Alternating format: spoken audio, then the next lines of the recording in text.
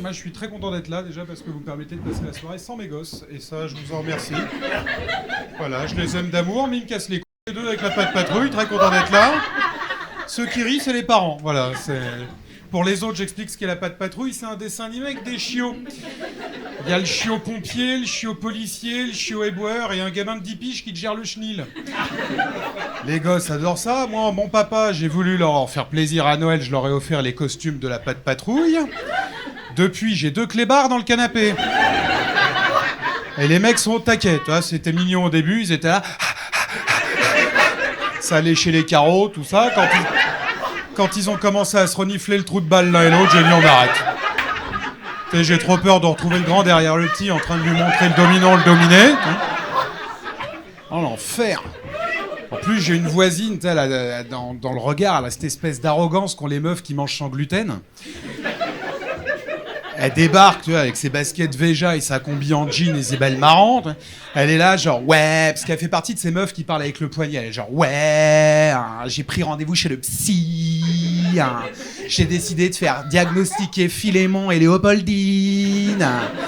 Je crois qu'ils sont au potentiel. Ouais, ce genre de meuf, tu vois. Moi, je me retourne, j'ai les 2 miens qui sont là.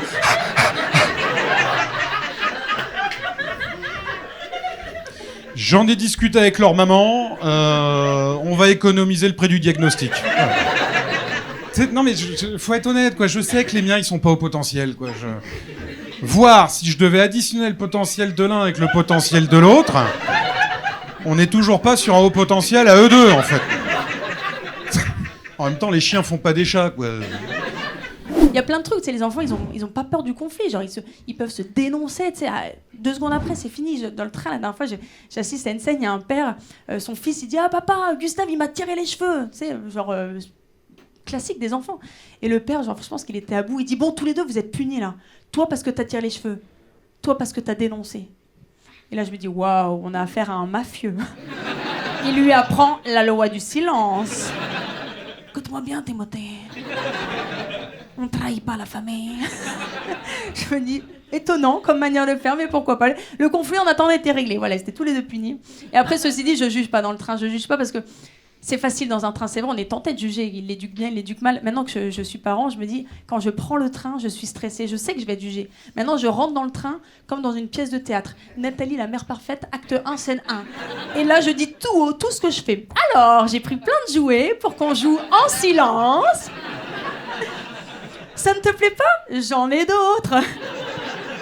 Sauf que là, t'as beau jouer, tu fais tout ce que tu veux. À un moment, un enfant de 2 ans, tu peux pas. J'imagine qu'il y a des jeunes parents, tu casses la banane en 2, tu vois, pour lui faciliter la tâche, par exemple. Bon, bah toi, voilà, t'as juste coupé la banane. Mais pour lui, t'as arraché la banane ! Et là, ça part en crise et tu peux rien faire. Et dans ces cas-là, mon mec, à chaque fois, le truc ultime, il me dit, bah tu sais quoi, vas-y, sors YouTube, on met un dessin animé, on met pas de patrouille. Mais tu sais que si tu mets un dessin animé, tu vas aussi être jugé parce qu'il y a un écran. Donc là, c'est acte 1, scène 2. Pardon. Les écrans. Il ne sait même pas ce que c'est, alors. Il a même pas 3 ans. Passe-moi Madame de Bovary. Et fous YouTube derrière. On est tranquille. On a des parents dans la salle par applaudissement ? Ouais ? Ouais.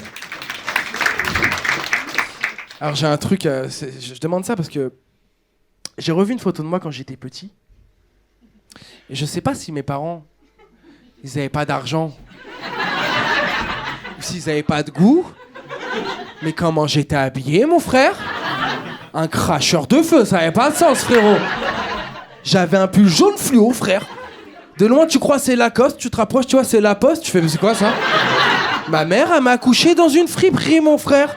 Sa priorité, c'est que je sois pas tout nu. En plus, à récupérer les vêtements de mon grand cousin, parce que c'était gratuit, là. Mais moi, je récupérais ses vêtements, mais je récupérais sa personnalité aussi. Frère, en 6ème, j'étais gothique pour aucune raison. On va savoir pourquoi. J'arrivais à l'école, j'avais un jean avec une chaîne. Ça va ? Les grands, ils voyaient mon t-shirt, ils étaient là, Anthony, t'aimes bien Nirvana ? J'étais, ah bah, ils font des belles piscines, là, je sais pas, moi, j'y connais rien, là.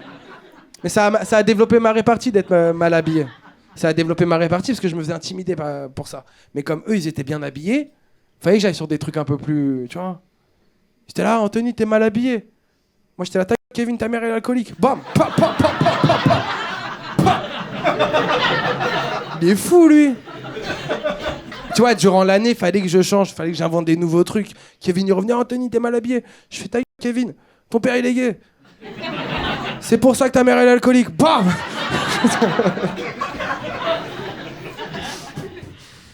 En vrai, c'est un conseil pour les petits qui se font intimider. Même si c'est pas vrai, dites que sa mère elle est alcoolique, frère. Parce que lui, il sait pas, tu vois. Du coup, il va douter.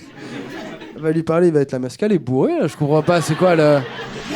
Non, en vrai, j'ai 3 enfants et des fois, je pense vraiment que je suis pas assez mature pour être père de 3 enfants, vraiment.